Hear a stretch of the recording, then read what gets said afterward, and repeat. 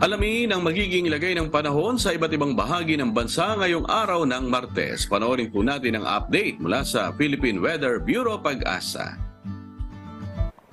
Kaninang alas 2 ng umaga, yung tropical depression o bagyo na minmonitor natin sa labas ng ating area of responsibility ay nag-weaken or humina at isa na nga yung ganap na low pressure area. At huli itong namataan sa layong 1,620 kilometers east of southeastern Mindanao. At ayon nga sa ating latest analysis, ay posible itong magre-develop at maging isang bagyo muli sa mga susunod na araw. At ito ay papasok sa loob ng ating area of responsibility bukas ng gabi or by early Thursday.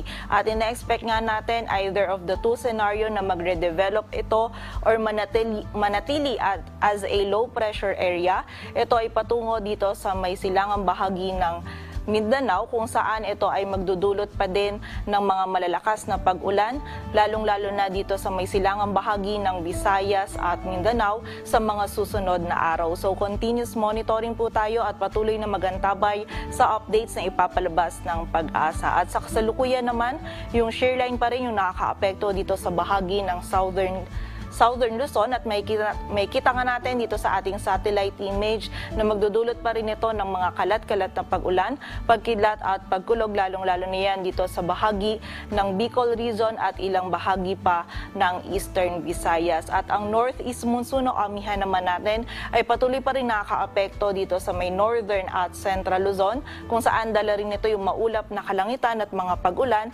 lalong-lalo na yan dito sa area ng Cagayan Valley. At para nga sa magiging lagay ng panahon ngayong araw ng Martes, maulap na kalangitan at mga pagulan pa rin ang mararanasan dito sa bahagi ng Cagayan Valley, Ilocos Norte at Apayao, dulot yan ng amihan. Samantala, magiging maulap din yung kalangitan at meron tayong mga kalat-kalat na pagulan, pagkilat at pagkulog dito sa bahagi ng Bicol region, maging sa lalawigan ng Quezon na dulot naman ng shearline. So pag-iingat pa rin po para sa ating mga kababayan sa posibilidad ng mga pagbaha at pagguho ng lupa. Samantala, dito sa Metro Manila, maging sa nalalabing bahagi pa ng Luzon ay magiging bahagyang maulap hanggang sa maulap yung ating kalangitan.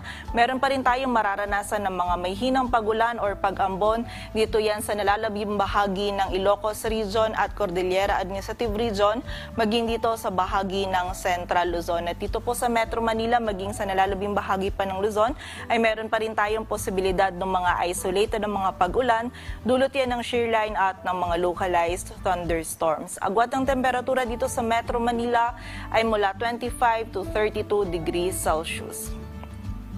Samantala sa bahagi naman ng Visayas at Mindanao, dulot pa rin ng shearline, makakaranas pa rin tayo ng mga kalat-kalat na pag-ulan, pagkidlat at pagkulog dito sa bahagi ng Northern Samar, Samar at Eastern Samar. So muli po, pag-iingat pa rin para sa ating mga kababayan sa posibilidad ng mga pagbaha at pagguho ng lupa. Samantala, sa nalalabing bahagi naman ng Visayas maging sa buong bahagi ng Mindanao, ay meron tayong mararanasan pa rin ng mga isolated ng mga pag-ulan, pagkidlat at pagkulog, dulot yan ng mga localized thunderstorms. At during severe thunderstorms, posible pa rin pong makaranas ng mga katamtaman hanggang sa malalakas na pag-ulan na maaaring magdulot ng mga pagbaha at pagguho ng lupa. So pag-iingat pa rin po para sa ating mga kababayan.